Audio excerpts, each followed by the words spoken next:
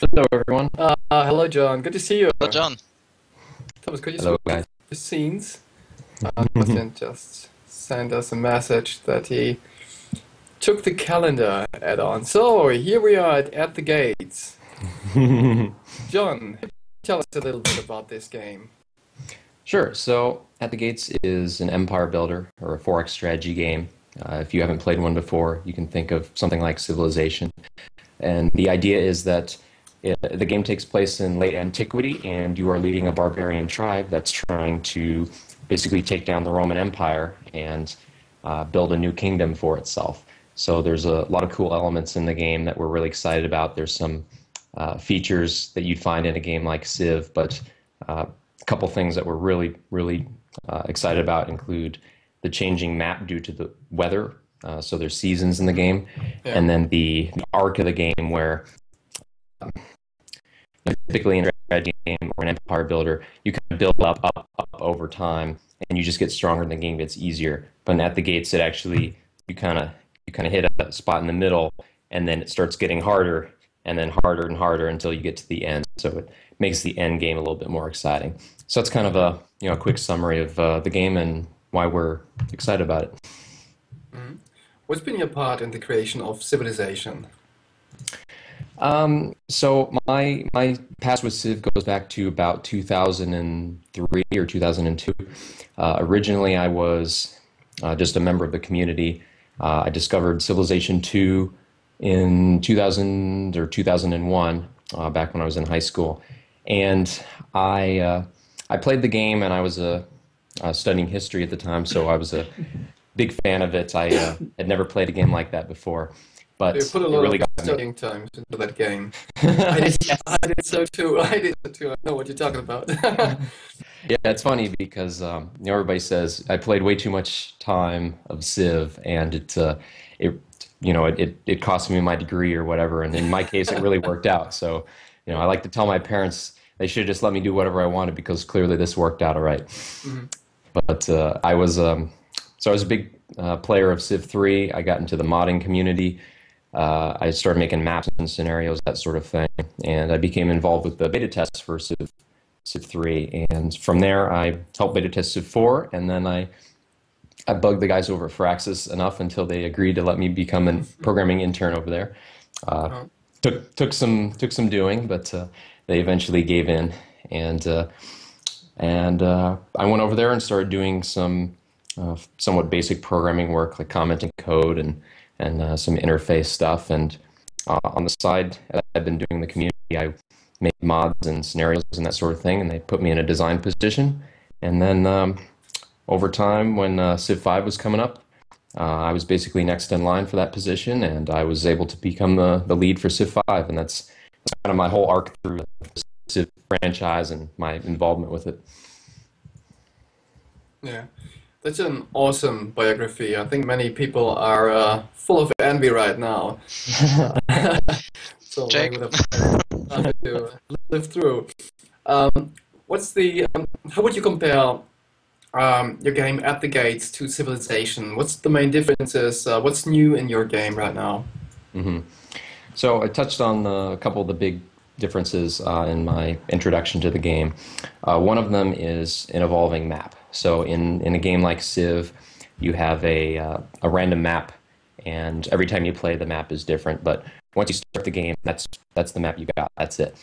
In At Gates, that's not actually the case because as turns go by, each turn is a month, and then Hmm. that means over the course of 12 turns, you go through a full year, which means the rivers can freeze, areas can dry up in the summer, marshes can flood, all sorts of really interesting things. So the map changes over time, and you really have to adapt your strategy to that, which is, Hmm. yeah, I think it's a great part of a strategy game. I think when Yeah, you have to, you come up with a plan and then execute on it, and something happens along the way, and you have to adapt. That's part of what makes it fun. If you can just come up with a plan at the beginning and then go through it and nothing changes, nothing happens, that's not as interesting. You're yeah, basically playing the motions. So that is definitely a big change. Tying into that, our combat system is a little bit different. For anybody who's played the strategy game Unity of Command, it came out about a year ago now. It has a It's a World War II light war game, and it has a supply system where if units need supplies in order to remain at fighting strength, and if you don't have access to them, then the units fall apart no matter how strong they were. So you could have the most powerful tank unit in the game, but it does nothing if you don't have supply for it. So a big part of that game is trying to make sure that your supply lines are secure and then cutting off the enemy's supply.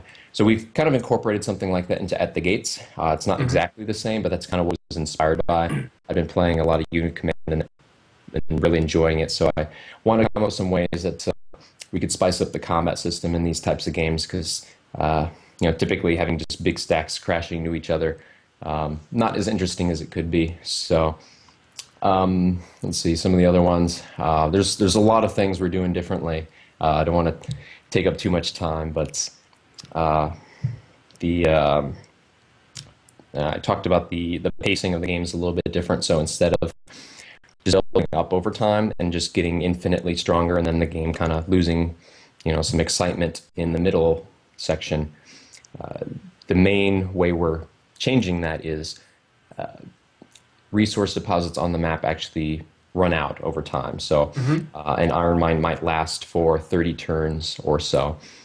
And after that, it's done, and you have to find new places to get iron from.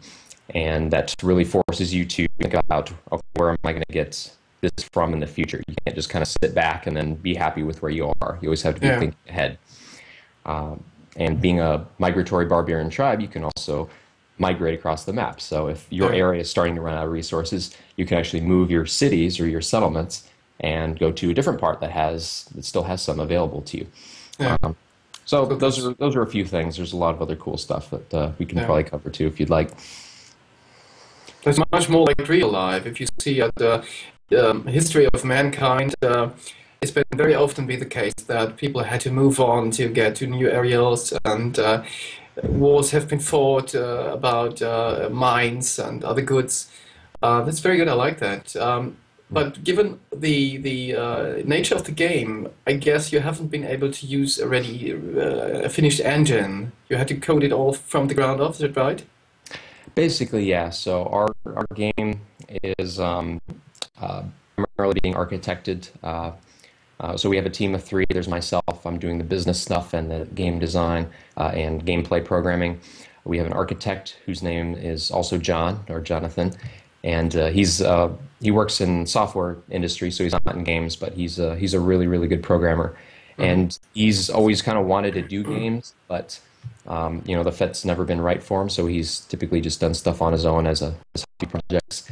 And he's been working on a tool set he calls Elf Tools because he really likes elves. And it's kind of a technology base that's built on top of XNA, which is, of course, built on C#.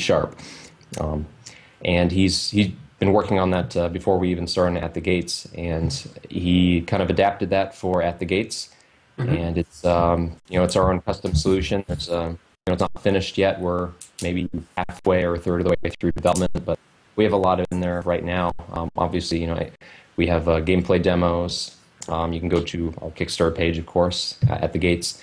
We have a gameplay video near the bottom of the page. It's 15 minutes long, or you can just go to YouTube and probably search for At the Gates, and you can see our game there. It's coming along for sure. We still got a lot of work to do, of course. There's no unit animations, that sort of thing, but compared to a lot of other technology I've had to work with, especially on the modding side, it's been very handy and very useful. So one of the other cool things I should mention about Elf Tools is that Jonathan's planning on actually just releasing that to the public down the road, maybe in a year or two. And that will allow other people to use that same technology to build games make as well. So it's, it's something that's pretty cool as well. So he could probably make some money off that, but he just wants to release it and help people out. So good on him. Would it be possible to create your own maps in the game? That would be my first question. When I look at this, I think, wow, that needs an editor. Well, it's funny you mention that. So we've actually been very fortunate with our Kickstarter campaign. We've actually been funded already. Back when you asked me a couple weeks ago, we weren't, but things have gone well for us. And we had a couple stretch goals. We actually just hit our third stretch goal, and those Mhm. first stretch goals are actually all related to modding. So, first one was XML modding, so the ability to go in and tweak the numbers, add units, that sort of thing. Second one was a map editor. So there will be a map editor made for public release, and the Mhm. third one is DLL modding, where you actually get the game code for the interface for the AI and for map generation, and you can basically make your own. So yeah, Mhm. definitely added a lot of well, we have a lot of modding stuff on our plate anyways, and it'll be in the final version of the game when we release. So it'll be good because obviously modding is where I came from, and Yeah. it's a big part of my history, and I think it's important to games, and that's something I really want to do. And that's one of the things about when you're a really small team and doing something on Kickstarter. You really have to focus in on what's important. You can't just, say we're going to do everything because if you do, or if you try, you probably won't. It probably won't work out the way you hope. Everything takes longer than you think it will. So Mhm. we keep the scope pretty tight to begin with. But we had our funding goal. We can now add a little bit more help and take a little bit more time if need be to do some of these other cool things like modding. Yeah. Yeah. The next John Schaefer is will be sitting ready in about 10 years, and he can start modding with your game right now. So, so had you had any contact with Sid Meier during this progress? Is he still involved with the Civilization series, or is this past long forgotten? You mean since I've been working on At the Gates, Yeah. or No, no, with the Civilization 5. oh, with five? He played the game and provided some feedback, but for the most part, the way Firaxis works is there are two or three teams that are working on different games, and then the lead designer is kind of the point man on that project. So for Civ Hmm. 5, I was the lead designer. For XCOM, which is Firaxis' most recent game, Jake Solomon was kind Hmm. of on that one, and then Sid's always had his project that he's worked on. So a lot of people wonder, what is his role over at Firaxis, and he's really not so much a kind of the director, sitting up at the top, telling people what to do position. He really just enjoys building games, so he's always kind of hands on Hmm. with creating something of his own until he'll provide feedback and help people out when it makes sense. But for the most part, he likes to remain focused on actually making something for himself. So that's actually really cool, and that's something I really respect because that's what I want to do as well. It's one of the reasons why I went off on my own and founded Conifer Games, and I'm building At the Gates now. Obviously, At the Gates kind of has a more narrow focus than a game like Civilization, so it's not going to sell 3 million copies or whatever. And that's okay because when you only have three people and you're not spending that much money, you can afford to do that. You can afford to make games that are a little bit more unique and Hmm. more, you know, uh, don't have quite the same sales potential. So if we sell, I don't know, 5,000, 10,000 copies of At the Gates, that would be great, and that would allow us to keep making stuff. So that Sid or Sid Meier model for game development is kind of where I came from. So that certainly had a big impact on what I do Hmm. now, and that's Hmm. kind of what I'd like to keep going forward with as well. Yeah. And all the graphics are made by just one single person, that's right? For the most part, not entirely. So we have a art director, Kay. She's done all the terrain art and most of the improvement art to this point. Um, but we have had some contractors. So somebody's helped us out with some of the units and improvements. We had somebody do the watercolor paintings, like in the main menu, the landscape that we've been using for promoting the game. So if you go to our Hmm. Kickstarter page, the big painting at the top was actually done by a contractor, Hmm. and we're also getting a contractor to help us out with the 2D unit animations as well. So making a grand strategy game is probably too much art for one person, Yeah, even yeah. and if you do it in 2D. So we're getting a little bit of help on the side, but for the most part, we're trying to not do too much. The Hmm. biggest amount will probably be the unit animations for sure. And since Hmm. we're doing it on 2D, every single one has to be painted by hand, and that's pretty difficult. Glad I don't have to do it. It wouldn't look very good either if I did. Yeah. It's going to be no surprise, but I really love 2D. Look, I'm quite fed up with 3D. It's so nice to see some classic, yeah, painting and drawing come back into gaming through the indie ways. It's really nice. We've been talking a lot about the experiences with Kickstarter in general today. What has been your experiences? Did you have any very special encounters with backers? What's your general feeling about being on Kickstarter? Yeah, it's been really exciting. It's been a lot of work, as has probably been shared already to this point, and I'm sure throughout the rest of the day, a lot of people will be talking about how much work it is. Uh, but there were a couple things that really surprised me and kind of stood out. Um, so I did quite a bit of research into Kickstarter and what it required, and the best way to launch a Kickstarter campaign. So I've been trying to put out a lot of updates and keep people LinkedIn what's going on with the project. But I was really kind of surprised, I guess, and flattered a little bit by how many people actually reached out to me and sent me messages about the game. So Mhm. one of the reasons it worked, I received maybe between 50 and 100 messages per day from people, either through Yeah. email, forums, or on the Kickstarter page, related to At the Gates and the Kickstarter campaign, asking about platforms beyond Steam, if it's going to be multiplayer. And some people also, or just send me a message and say, "Hey, this is really exciting. I'm glad you're doing this. Here's a big pile of money." I'm like, "Wow, that's really cool." You. Yeah, yeah. It's really it's definitely humbling when somebody reaches out directly to you to tell them how excited they are about your project and what you've been working on. So that's been a really cool surprise for me. I knew some people would contact me, but I didn't expect it would be nearly as many as it's been. Um, um, let's see, what was the other thing? I guess it's kind of in a lot of ways, Kickstarter it's a new model for funding for games or other projects, but it's also very much like a business as well, and you have to keep that in mind.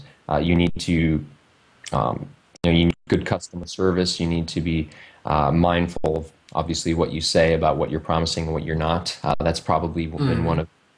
one of the hardest things about the campaign is when people ask for things. You just want to say, sure, yes, we'll do that. That sounds, Mhm.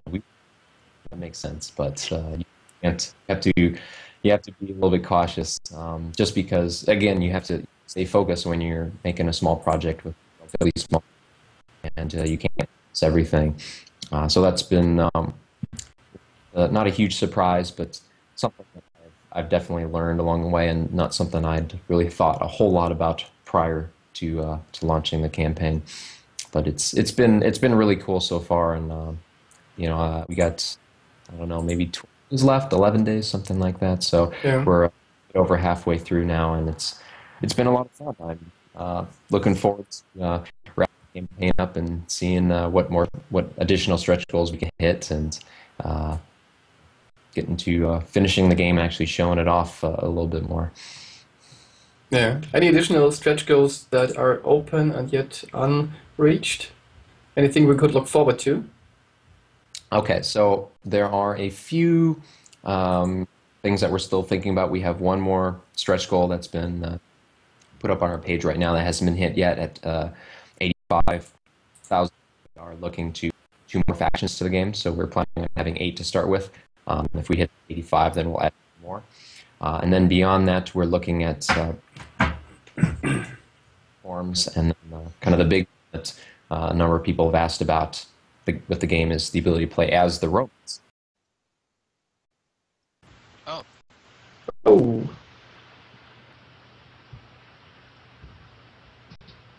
I just got dropped out.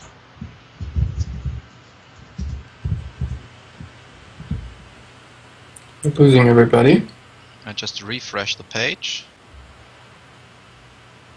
Well, back again. Was something at Justin TV. They just stopped it. But we should be back again. Hello, John. Can you hear us? Oh, let me see.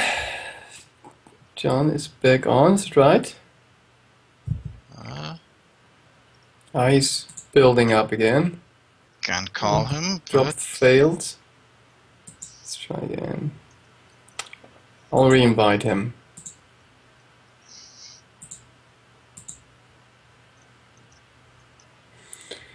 Nothing we can't handle.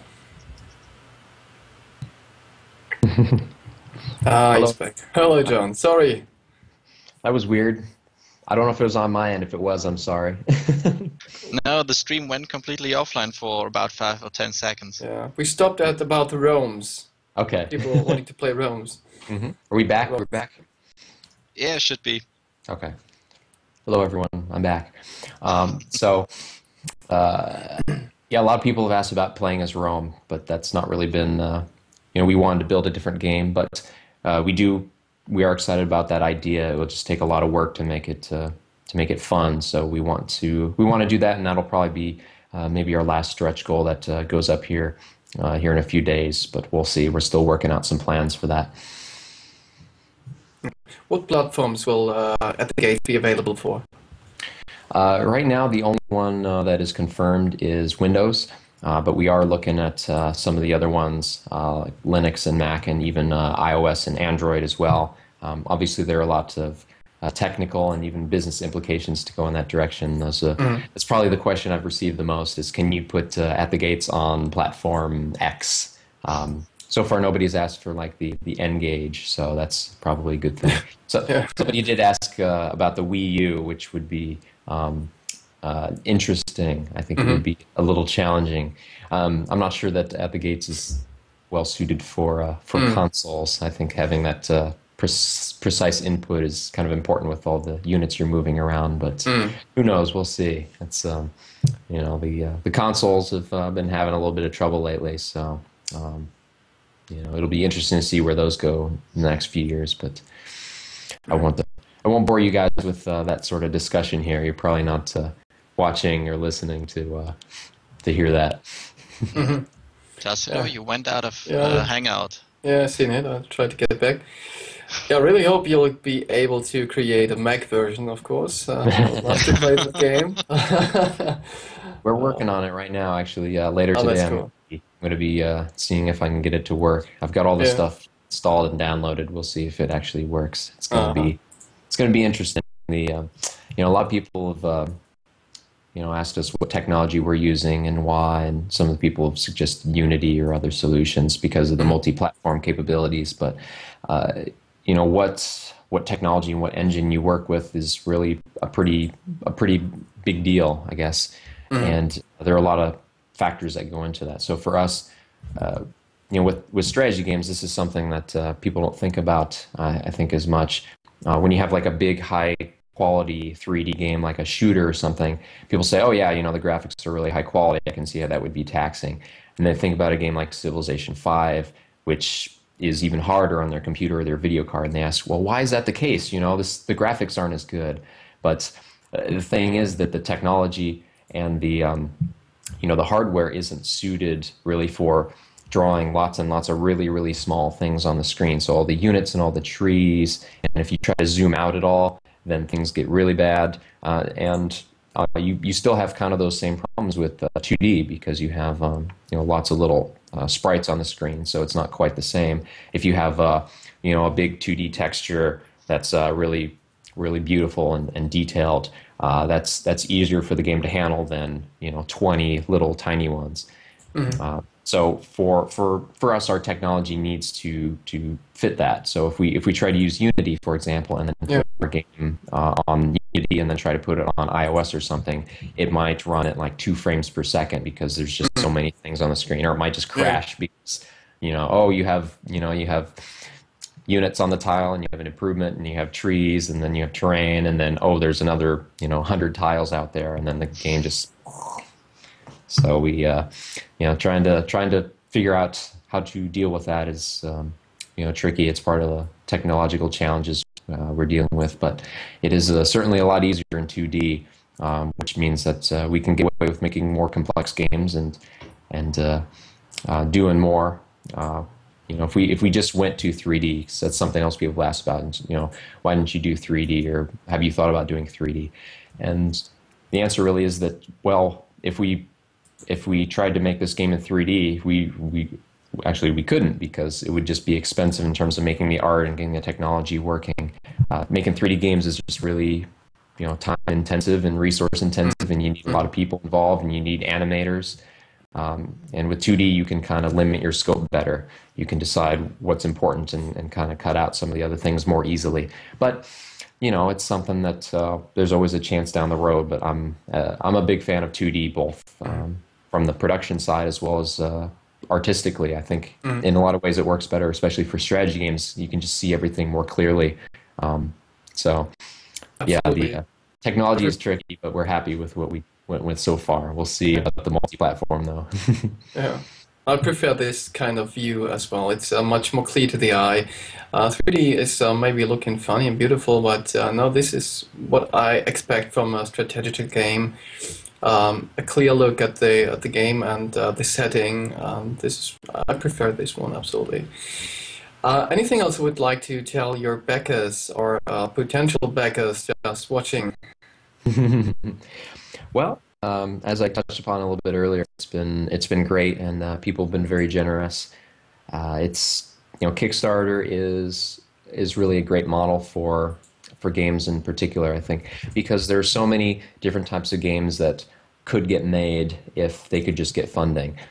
So the industry has really changed dramatically over the past 5 or 10 years between getting Kickstarter in order to raise money, so you don't have to go to a publisher or a venture capitalist, or ask your dad to sell his house or whatever it is in order to actually build these games. So you can get funding to build them, and then digital distribution allows you to get them out to people without having to have agreements with Best Buy and Walmart and whatever retailers there are. And this is especially the case for outside the U.S. Trying to get the game distributed in Europe, for example, in a box version, is just incredibly difficult. There's different stores in every country and different people you have to talk to. So digital distribution kind of levels that playing field, allows you to get the game out there where everybody can buy it and download it. And it's awesome, and I'm really, really excited, not just for At the Gates, but in general about Kickstarter and digital distribution and everything that it means for the business. And I can't wait to see what new projects come out. I've been backing a few Kickstarter projects lately myself. I've been pretty busy in recent months, so I haven't had a lot of time to do research. But lately, I've spent more time on Kickstarter, certainly, and I've seen a few that are really neat. And it's great because there's just so many unique things that are getting made, and I'm really excited to see where things continue to go in the future. I hope that Kickstarter can really continue on this trajectory. It's still going up. It's making more money. More and more people are getting involved. Even better projects are coming out all the time. So it's been great, and I can't wait to see what comes up next. Yeah, well, okay. The time's ending, and I have to thank you for now. It's been a pleasure to have you on board on the show. Thank you very, very much. Yes. I'm looking forward to your game.